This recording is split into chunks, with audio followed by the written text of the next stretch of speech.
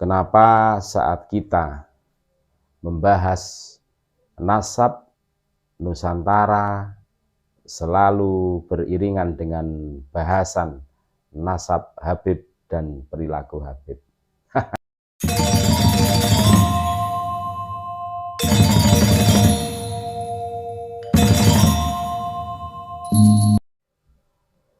Assalamualaikum warahmatullahi wabarakatuh. Saudara-saudaraku sebangsa setanah air yang kami cintai, yang kami muliakan, yang kami banggakan dimanapun Anda berada.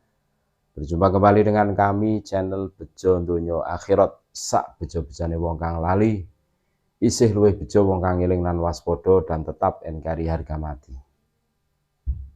Kenapa saat kita membahas nasab Nusantara selalu beriringan dengan bahasan nasab Habib dan perilaku Habib?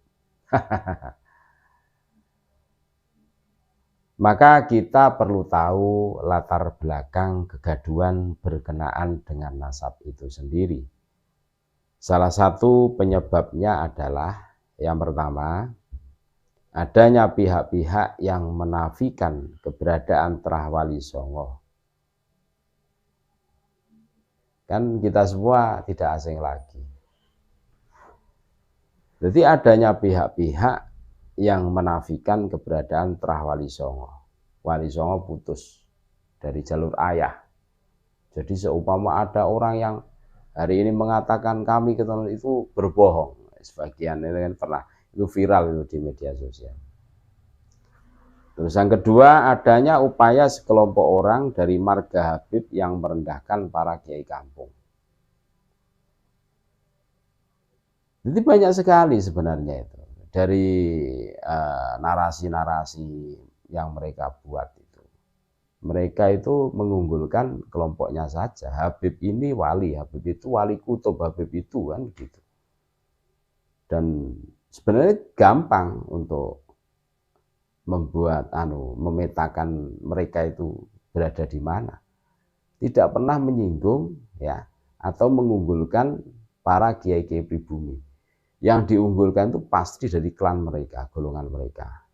Nah, pada saat tidak pernah mengunggulkan kiai pribumi, otomatis mentahkir kiai pribumi. Bagaimana seorang Kiai Ma'ruf Amin dikatakan hewan yang berkaki 4 dan najis. Bagaimana Kiai Said Akhil Sirot PBNU dikatakan Kiai Syiah, Kiai liberal dan sebagainya. Gus Dur dikatakan buta mata, buta hati dan seterusnya. Ini kan potret. Yo, mereka akan bilang itu oknum. Tetapi tolonglah pada saat ada yang berperilaku seperti itu, yang lainnya mengingatkan dong. Masa kami terus yang harus ngecipris di media sosial? Terus kalian merendahkan kami, kapasitas kamu itu apa? Kan gitu. Ini lagu-lagu mereka seperti itu. Jadi yang kedua itu adanya upaya sekelompok orang dari marga Habib yang merendahkan para kiai pribumi.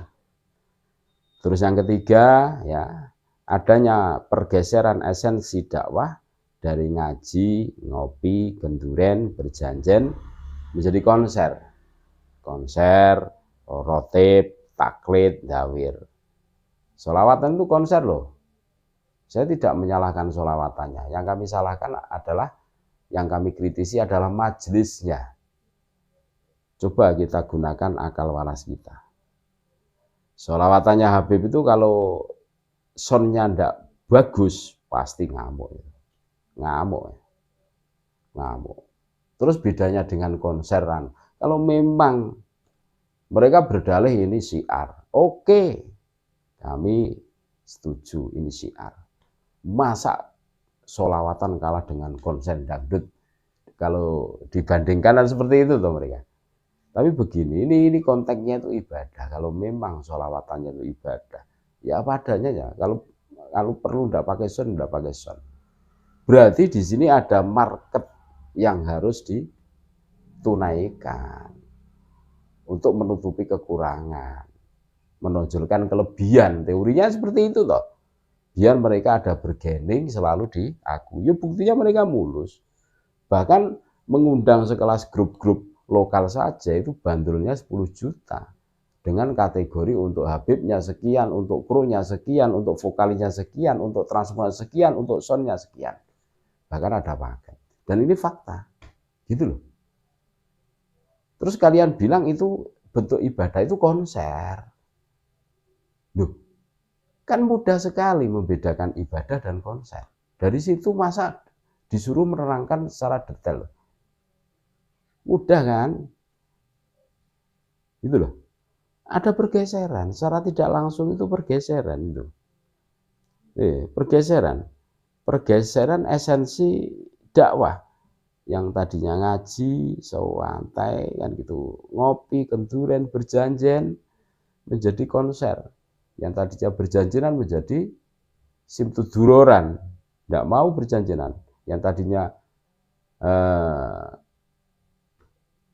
tahlilan itu menjadi rotiban, taklid terus dawir.